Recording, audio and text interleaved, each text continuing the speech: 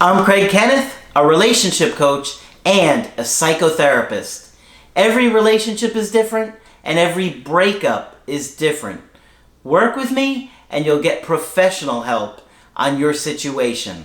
And if you're in no contact, focused on personal growth, my workbook series, The Knowledge, will help you make changes like you've never made before. Available now at AskCraig.net.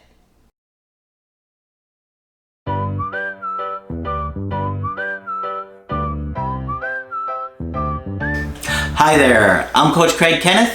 I'm Coach Margaret. And today we're going to be looking at, is your partner available?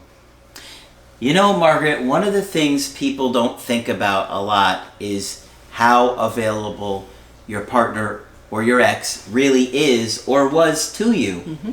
You know, we don't really think about it because all we think about is, I like this person, I like spending time with them, I want to be with them. The relationship feels good, this is great. But there's a lot more to it than that. And so we're going to look at how, if your partner is or isn't available or how much they are, makes a huge difference on their ability to stay with you and causing a breakup. Right. Okay, so one more time, one of my favorite subjects, psychological differentiation. Okay, what is psychological differentiation? Psychological differentiation is an important aspect of self-development. As Dr. Richard Firestone writes in his book, The Self Under Siege, a therapeutic model for differentiation. In order for people to live their own lives and fulfill their own destinies, they must differentiate from destructive environmental influences. Dr. Firestone believes that a person's true identity is affected throughout their lives by interpersonal experiences that either support or damage the development of his or her personality. So what does that mean, Margaret? That means that parents, friends, the crowd you run with, boyfriends, girlfriends, all affect how you make decisions. And the bottom line is, if you're truly an adult, and I think this is how to measure adulthood, you ask yourself, do I or does my partner make independent decisions for their own lives? Okay? And we'll say more as we go along. Okay. Differentiating from negative influences and identities from our past allows us to become who we truly are, rather than following the prescribed identity from either our family or our society. Okay. I see people struggling with differentiating from their family.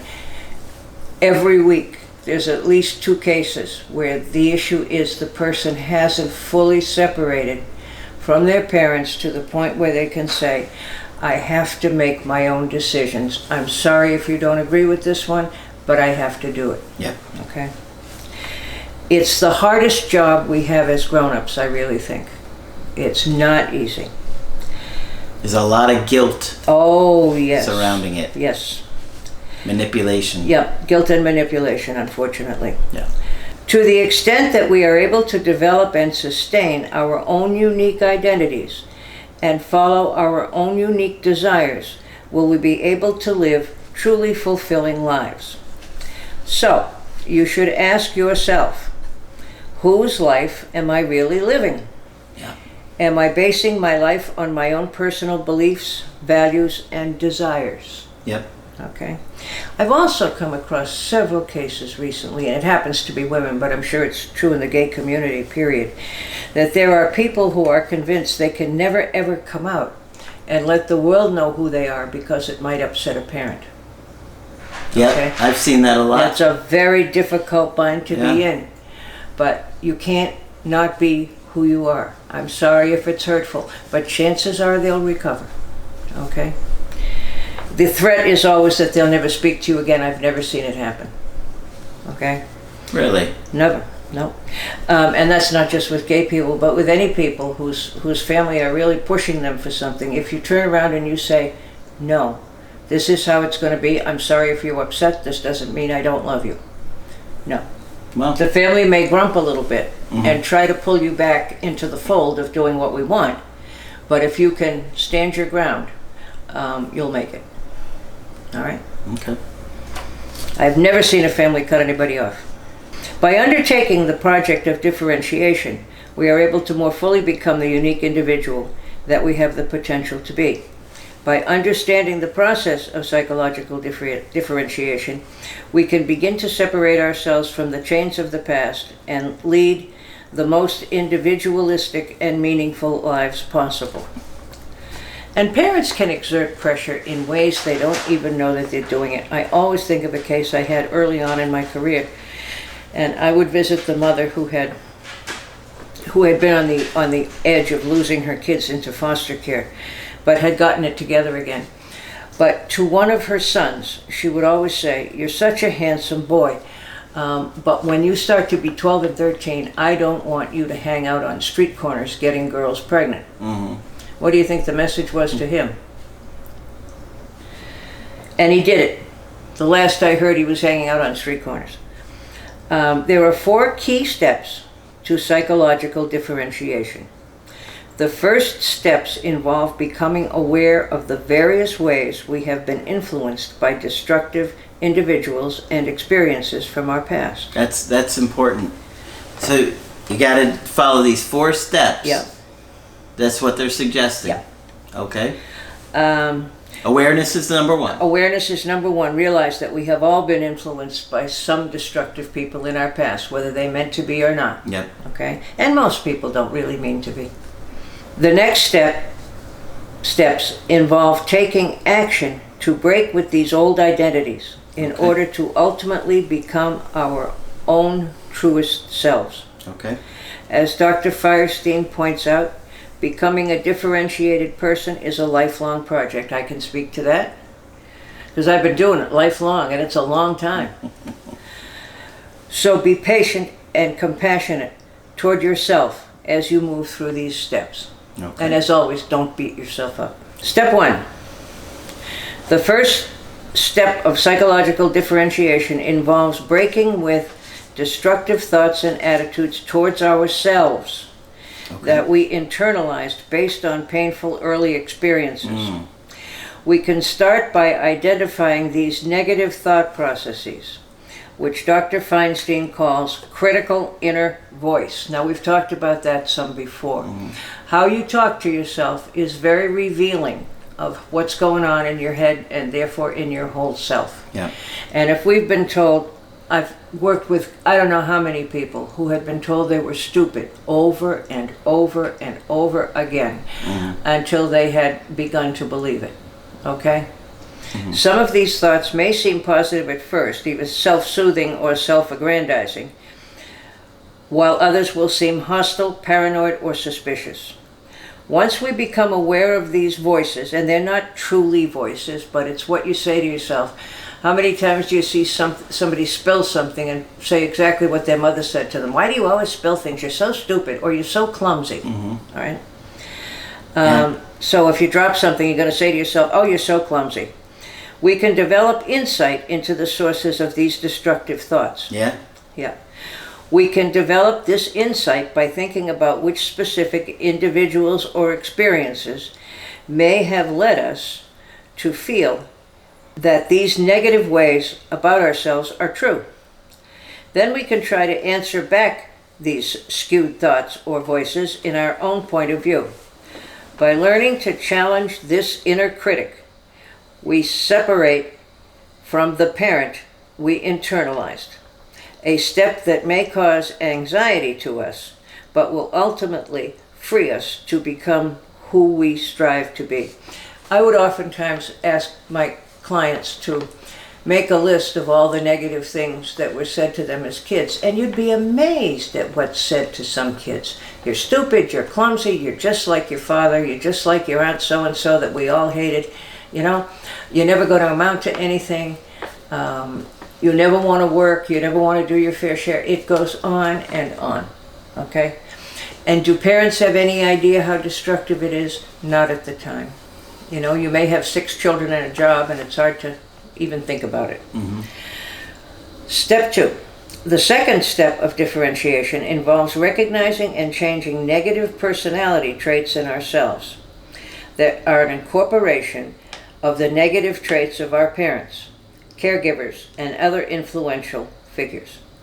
Many individuals are surprised to find that despite their best intentions, they often act in the same negative ways that their parents did, reenacting the very actions or personality patterns that they swore they would never repeat. Oh, yeah. You know that one? Yeah. Yeah. And sometimes you'll hear yourself say something and you're like, wait, who was that?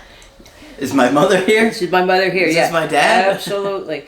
There's a t-shirt now that they're selling in the catalogs that says, I opened my mouth and my mother came out. Right? I think particularly when dealing with children. Yeah. All right? Altering these unpleasant or toxic personality characteristics, addictions, vanity, phoniness, self-centeredness, etc., among others, is a powerful way of saying goodbye to our past. We've got to get rid of those. All right? And if you stop and think about some of the attitudes you have toward the world, that you have towards other people, probably came from your parents. And it's okay if you choose to adopt it. But if you just take it because it was given to you, then it's not yours and you're not truly differentiated. Step 3. We're going to try to consolidate some of this as adults. If we were rejected as kids, we may feel distrusting in our relationships.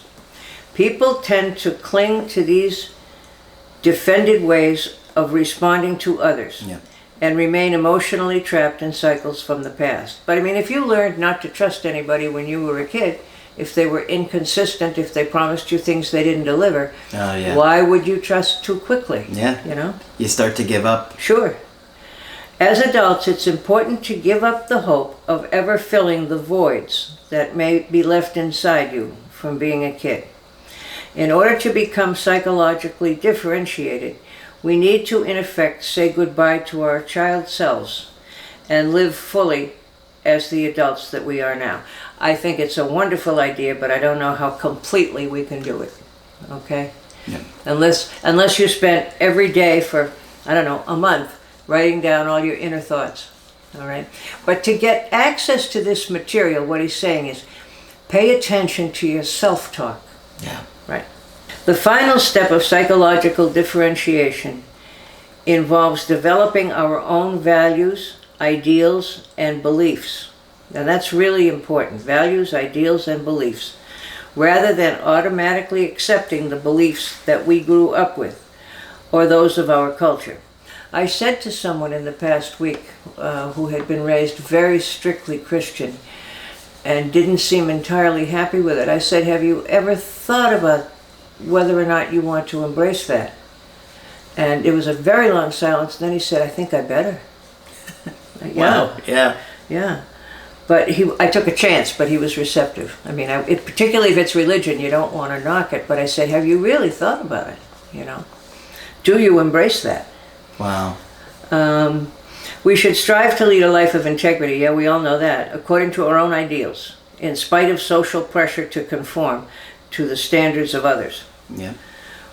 We should resist influences that are oppressive or restrictive of individual human rights. Now he's getting a little global here. It's also important to formulate transcendent goals, those that go beyond ourselves and our immediate family, and to take steps toward fulfilling these goals that give us personal meaning in our lives. But just in the last couple of weeks, I've heard of 2 women who were sort of guilt-tripped out of relationships by their mothers. A guy whose family of origin had a crisis and pulled him back into going home. We need you, we need you, we need you. And so he broke up with the girlfriend he's with. So you really have to look at it. And when you start to get really attached to somebody, the question is, are they really free to make a commitment to me? Yeah. And I will let people know sometimes that it's often your partner's family of origin who sabotages the relationship. Oh, but their family loves me. As long as you come for tea, I'm sure they do. You're a charming person. Yeah. But when it comes to leaving the family of origin, becoming your own person, and possibly moving geographically away, they don't love you quite so much. No, now you're a big threat. Yeah, now you're a big threat. Yeah.